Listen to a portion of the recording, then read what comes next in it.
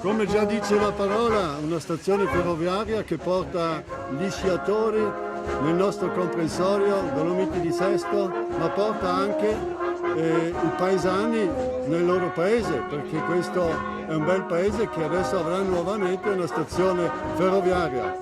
Noi adesso siamo collegati veramente in Pusteria alla perfezione, da Fortezza fino a Linz.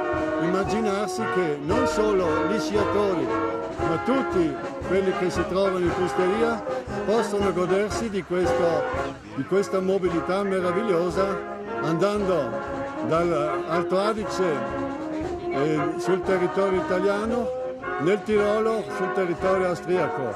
Siamo nuovamente diventati il Tirolo. Ho anche sentito, soprattutto per i sciatori, hanno 200 km di pista. Cosa significa? Significa che nel comprensorio di Sesto, Dolomiti di Sesto, abbiamo 96. I resti dei chilometri li abbiamo su Plan de Corones.